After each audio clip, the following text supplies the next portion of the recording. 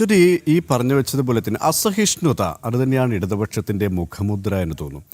ആരും ഞങ്ങളെ എതിർക്കരുത്, ഞങ്ങൾ എന്തും ചെയ്യും. കാരണം എതിർത്താൽ നിങ്ങളെ ഞങ്ങൾ ഭയപ്പെടുത്തും, ഇല്ലാതാക്കും എന്നുള്ള ഒരു താക്കീതാണ് എല്ലാ കാലത്തും ഇടതുപക്ഷം മുന്നോട്ട് വെച്ചത്.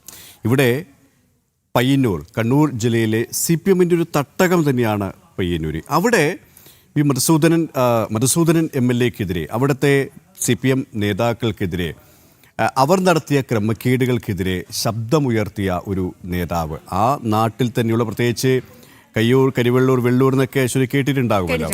അവിടെ വെള്ളൂർക്കാരനായിട്ടുള്ള കുഞ്ഞികൃഷ്ണൻ അവിടുത്തെ സമൃദ്ധനായ ഒരു പ്രാദേശിക നേതാവാണ്, CPM-ൻ്റെ നേതാവാണ്. അദ്ദേഹം ഈ കൊള്ളരുതായ്മയ്ക്കെതിരെ പ്രതികരിച്ചതിന് പിന്നാലെ പുസ്തകം എഴുതി. ആ പുസ്തകം പ്രകാശന ചടങ്ങിൽ പങ്കെടുത്ത ആൾക്കാരെ ഭീഷണിപ്പെടുത്തുന്ന നിലപാട് സ്വീകരിച്ചു. എന്നിട്ടും അവിടേക്ക് ആൾക്കാർ ഒഴുകിയെത്തി. അതുമായി ബന്ധപ്പെട്ട ഏറ്റവും പുതിയ ഒരു വാർത്തയിലേക്കാണ് നമ്മൾ പോകുന്നത്. എഴുത്തുകാരൻ VS അനിൽകുമാറിൻ്റെ വീടിന് മുന്നിൽ റീത്ത്. കണ്ണൂർ കണ്ണപുരത്തെ വീടിന് മുന്നിലാണ് റീത്ത് വെച്ചത്. V കുഞ്ഞികൃഷ്ണൻ എഴുതിയ പുസ്തകം ഏറ്റുവാങ്ങിയത് VS അനിൽകുമാർ ആയിരുന്നു. വിവരങ്ങളുമായി മിഥുൻ പിള്ള ചേരുകയാണ്. Mithun, good morning.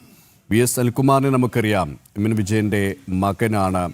ഇടതുപക്ഷത്തിൻ്റെ കൊള്ളരുതായ്മയ്ക്കെതിരെ ശക്തമായി ശബ്ദമുയർത്തിയതിന് ഇടതുപക്ഷത്തിന് പിന്നീട് വേണ്ടാത്ത ഒരു എഴുത്തുകാരനും പ്രഭാഷകനുമായ വിജയൻ മാഷിൻ്റെ മകന്, അദ്ദേഹം ഈ ഇടതുപക്ഷത്തിൻ്റെ കൊള്ളരുതായ്മയ്ക്കെതിരെ പുസ്തകമെഴുതിയ V കുഞ്ഞികൃഷ്ണൻ്റെ ആ പുസ്തകം പ്രകാശനം ചെയ്തു.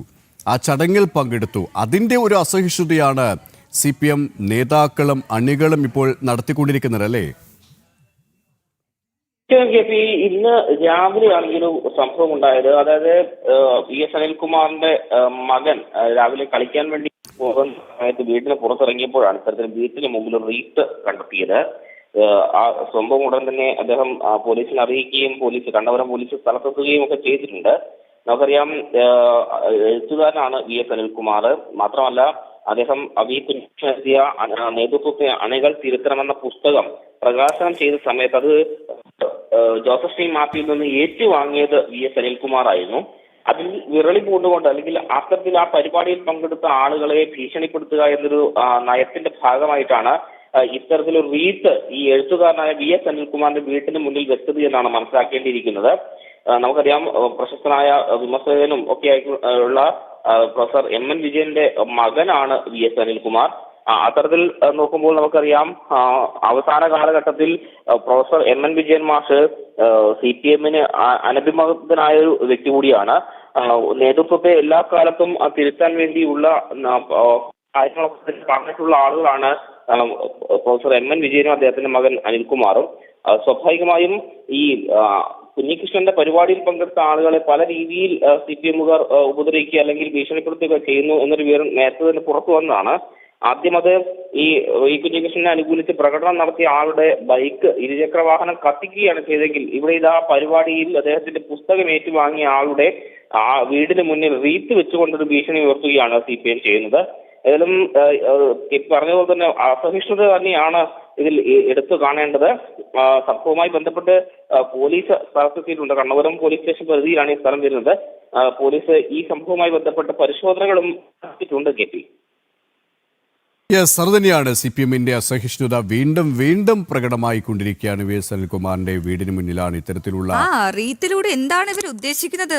ഭയപ്പെടുത്തുക. അതായത് ഞങ്ങളെ എതിർക്കരുത്, ഒരു എതിർ ശബ്ദം പോലും ഞങ്ങൾക്കെതിരെ ഉയരുത് എന്നുള്ള ആ ഒരു ഭീഷണി തന്നെയാണ്. ഈ റീത്ത് വെക്കൽ സ്ഥിരമാണ് കേട്ടോ.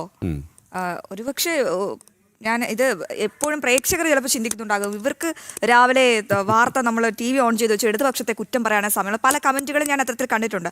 കുറ്റം പറയുന്നതല്ല, ഭരണപക്ഷമാകുമ്പോൾ ഇത്തരത്തിലൂടെ വിമർശനങ്ങൾ നേരിട്ടേ മതിയാകും.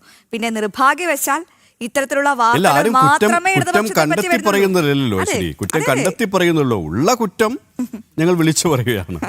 അതായത് ഇതൊക്കെയാണ് വാർത്ത. ഇത്തരത്തിലുള്ള അനാസ്ഥകളാണല്ലോ പ്രേക്ഷകരെ അല്ലെങ്കിൽ പുറം ലോകത്തെ അറിയിപ്പിക്കേണ്ടത്. അത് മാധ്യമങ്ങളുടെ ധർമ്മമാണ്.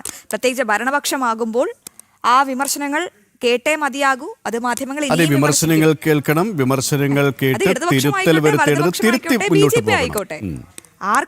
ആരിവിടെ കുറ്റം ചെയ്താലും മാധ്യമങ്ങൾ അത് തുറന്നു പറയും, പ്രത്യേകിച്ച് ജനം TV. അതെ, അതാണ് അതിലെ മെയിൻ പോയിന്റ്.